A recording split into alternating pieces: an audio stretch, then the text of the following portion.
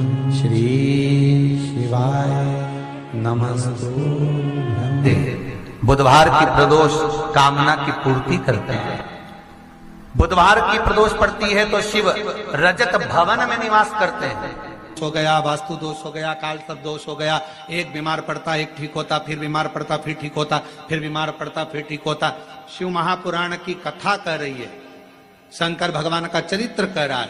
सावन के महीने में प्रदोष का जो दिन आए, 2 प्रदोष श्रावण के महीने के 2 प्रदोष पड़ेंगे। किसी भी प्रदोष पर एक पीपल के पत्ते पर कनेर का पुष्प अपने घर के अंदर रख लीजिए प्रदोष के एक दिन पहले, और प्रदोष वाले दिन उसको बहते हुए पानी में डाल दीजिए। जिंदगी में जो तुम्हारे यहाँ तकलीफ चल रही है, एक उठ रहा है, एक बैठ रहा है, एक बीमार पड़ रहा है, एक ठीक हो रहा है, फिर बीमार पड़ रहा है, फिर ठीक हो रहा है, ये ठीक हुआ, फिर इसको हो गया, फिर इसको कुछ हो गया, फिर किसी को कुछ हो गया, अर्थात शिव का नाम लेकर। और फिर ही ध्यान देना, इस क्रम को करने के लिए आपको तुम रुकेश्वर महादेव का नाम लेना। प्रदोष के दिन यदि आपको कहीं से शमी पत्र मिल जाए, प्रदोष के दिन यदि कहीं से आपको शमी पत्र मिल जाए, और प्रदोष काल में, प्रदोष का जो समय होता है, शाम का जो समय होता है प्रदोष काल, 4 प्रदोष 5 प्रदोष आप कर देखिएगा कि आपका कोई काम है, कोई नौकरी के लिए आप अप्लाई कर रहे हैं, कोई समस्या बड़ी विकट आ गई है, कोई तकलीफ विकट आ गई है, कोई समस्या विकट आ गई है, प्रदोष के प्रदोष काल में अगर एक शमी पत्र भी आप घर के शिवलिंग को, अब ये करने के लिए आपको मंदिर के शिवलिंग नहीं जाना, अपने घर में जो शिवलिंग, चाहे वो स्फटिक का हो, पारद का हो, कंकर शंकर का हो, लकड़ी का हो, जो शिवलिंग तुम्हारे घर में, कांच का हो, चाहे वो नर्मदा के कंकर का हो, नर्मदेश्वर हो, पाषाण का हो, जो शिवलिंग चांदी का हो, सोने का हो, तांबे का हो, पीतल का हो, जो शिवलिंग तुम्हारे,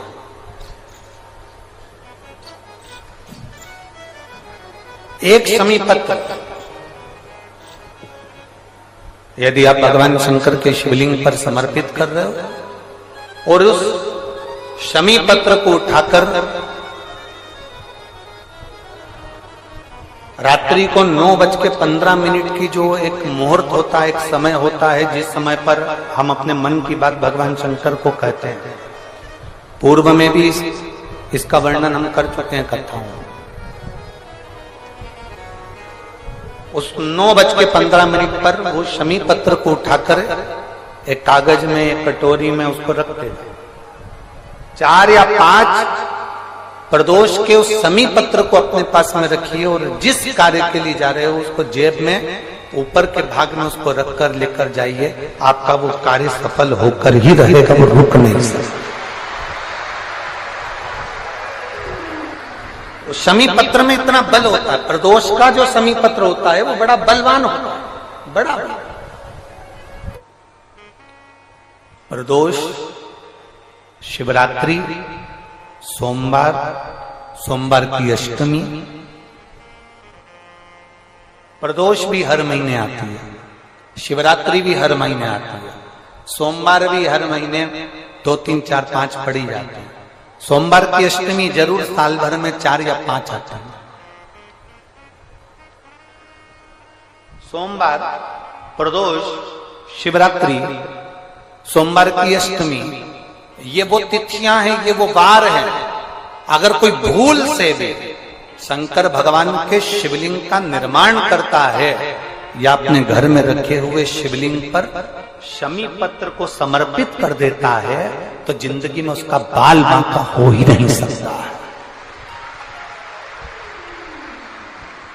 प्रदोष के शमी पत्र में बल होता है, प्रदोष के शमी पत्र में। मैं सुनील जी को धन्यवाद दूंगा, आपको बहुत बहुत साधुवाद। ये 5 दिन की कथा में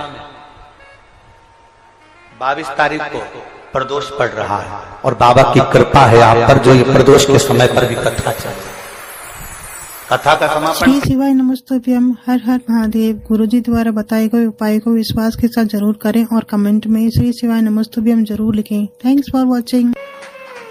और कितना सुंदर कहा है, मंदिर बनाया तो अपने लिए नहीं, सर्व जगत के लिए बनाया। सारंग ऋषि ने अगर मांगा भगवान शिव से, सर्व जगत के हित के लिए मांगा, सर्व जगत हित। और आज भी नियम है, काशी में अगर कोई कावड़ चढ़ाने के लिए जाता है, काशी में कोई दर्शन करने विश्वनाथ जी के जाता है, तो सारनाथ महाराज के दर्शन, सारनाथ महादेव के दर्शन जरूर करता है। एक दिन सारंग ऋषि बूढ़े से हो गए, अवस्था ढल गई, अवस्था ढल गई। कौन आए सेवा करने? तो भगवान एक दिन सारंग ऋषि को प्यास लगी, गंगा का जल लेने के लिए ना जा सके, शिवजी को याद करा। शंकर भगवान ने वहीं पर कुंड को प्रकट कर दिया, वही कुंड। और सारंग ऋषि के सम्मुख में कुंड को प्रकट करा। देव अधिदेव महादेव ने कहा सारंग ऋषि से, सारंग जी तुम्हारे सम्मुख में यह कुंड प्रकट है, मैं देव अधिदेव महादेव यहां लिंग रूप में प्रकट रहूंगा। इस शिवलिंग का नाम तुम्हारे नाम से जोड़ा जाएगा, इसको लोग सारनाथ कहा, सारंगनाथ। कभी मौका लगे विश्वनाथ की धरा पर काशी में यदि आप जाएं, तो एक बार सारंगनाथ जी का दर्शन जरूर करें। क्यों? क्योंकि वो एक ऐसा दिव्य दर्शन है, सारनाथ भगवान का एक ऐसा दिव्य दर्शन है, उस कुंड का ऐसा दिव्य दर्शन है, जहां पहुंचकर हम जो कामना लेकर, अगर कितना भी जीवन में ऋण पड़ा हो, कितना भी कर्जा पड़ा हो, कितना भी दुख पड़ा हो, कितनी भी तकलीफ पड़ी हो, अगर काशी में सारनाथ भगवान का दर्शन यदि कर लेते हैं, तो हमारी जिंदगी के सारे दुख धीरे धीरे धीरे धीरे, हमारा कर्जा धीरे धीरे चूक जाता है, समाप्त हो जाता है। सारनाथ भगवान का इतना महत्व लिंग पुराण में भी है, शिव महापुराण में भी है, नर्मदा पुराण में भी है। सारनाथ भगवान का वर्णन स्कंद पुराण के काशी खंड में भी है, चारों पुराणों में इसका वर्णन मिलता है। और यदि संसार का कोई व्यक्ति अगर मान लो काशी में जाकर सारनाथ भगवान का दर्शन ना कर पावे और उसकी जिंदगी में बहुत कर्जा है, इतना भी धन नहीं है कि काशी जाकर सारनाथ भगवान का दर्शन करे, तो शिव महापुराण की कथा कहती है, अगर बन सके तो 5 बेलपत्र, 5 दुर्वा, 5 कनेर का पुष्प, 5 काली तिल हाथ में रखकर सारनाथ भगवान का स्मरण कर कर भगवान शंकर के मंदिर में शिवलिंग पर समर्पित करे। और शिवलिंग पर समर्पित कर कर सारनाथ भगवान का स्मरण कर कर लोटा भरकर जल शिव को समर्पित करे। उसी का थोड़ा सा जल झेल कर लेकर आकर अपने घर व्यापार के ऊपर छिड़कना प्रारंभ करे। धीरे धीरे 3 महीना भी नहीं लगेगा, व्यापार वृद्धि करेगा, कर्जा चूकना प्रारंभ हो जाएगा। सारनाथ भगवान का इतना महत्व है।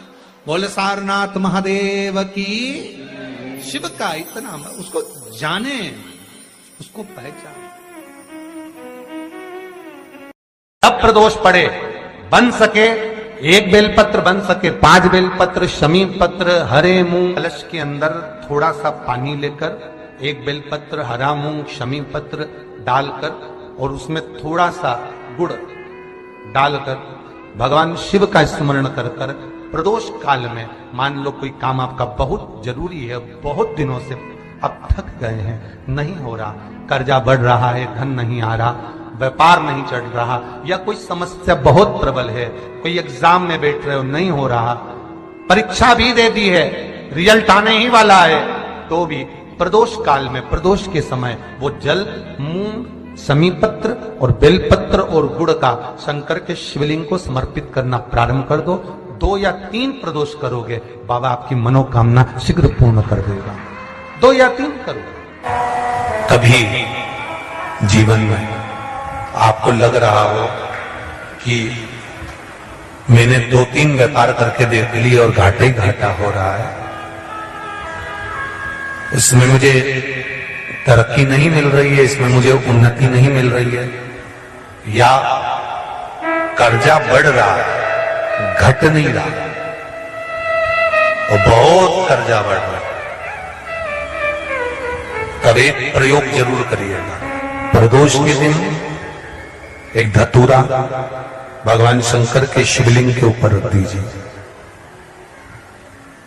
जब तुम्हें लगे कि मैंने 2-3 व्यापार बदल कर देख लिए, चल नहीं रहे या कर्जा बढ़ रहा है, घट नहीं रहा, तब एक धतूरा भगवान शंकर के ऊपर रख दीजिए। धतूरा रखने का एक नियम होता है। धतूरे की जो डंडी होती है, देखिए छोटी सी डंडी होती है धतूरे में, वो डंडी धतूरे की आप जहां बैठे हो उससे विपरीत होना चाहिए। धतूरे की डंडी आप इधर बैठे हो तो धतूरे की डंडी उधर।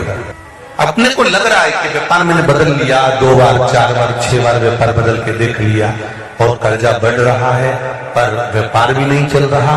फैक्ट्री डाली वो भी चल बंद हो गई, दुकान डाली वो भी बंद हो गई, कुछ काम करा वो भी बंद हो गया।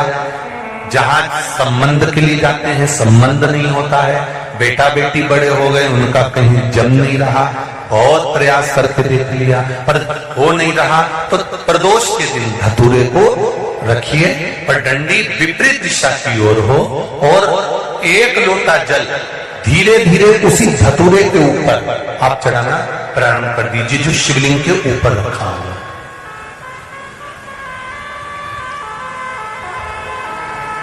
महाराज हाटकेश्वर महादेव का नाम ले। कौन से महादेव? जम के बोलो जरा। हाटकेश्वर महादेव का नाम लेकर जो जल समर्पित करा जाता है और उस जल को समर्पित करने के बाद उसी धतूरे को वापस घर में ले आया जाता है, वापिस लिया। उसके बाद तुम जिस कार्य में हाथ डालोगे और जो कार्य करना चाहोगे उसमें सफलता मिलना चालू हो जाएगी और कर्जा भी धीरे धीरे चूकना प्रारंभ हो जाएगा। संबंध नहीं हो रहे होंगे तो संबंध होना प्रारंभ। कौन सा महादेव? जम के बोलिए जरा। हाटकेश्वर महादेव का स्मरण।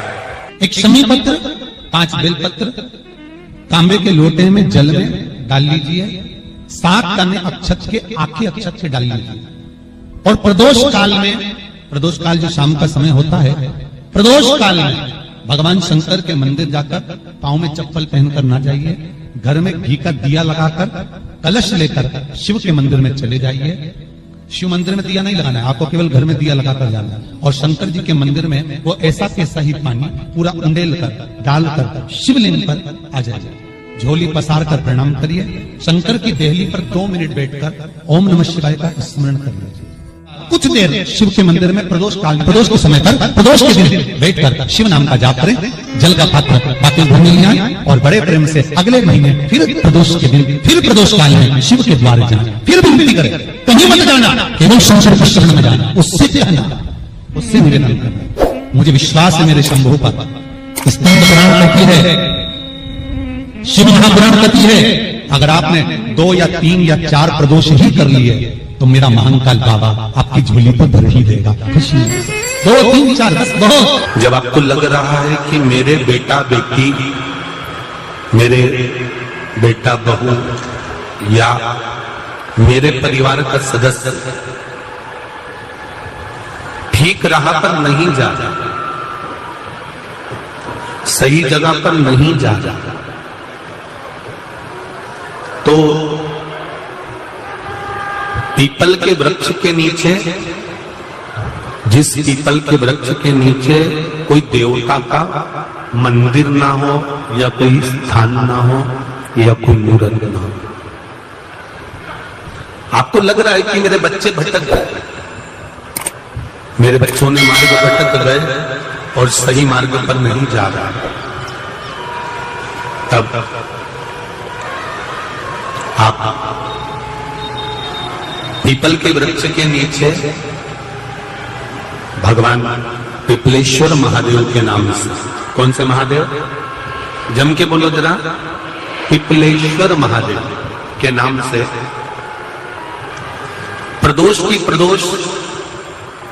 प्रदोष काल में आप पीपल के वृक्ष के नीचे भगवान को पिपलेश्वर महादेव के नाम से दीप लगाना प्रारंभ कर दो। और एक बात का स्मरण रहे आपको, आप पिपलेश्वर महादेव के नाम से जब दिया लगाएं तो आपके स्मरण में रहना चाहिए कि मेरे जो बच्चे गलत मार्ग पर जा रहे हैं,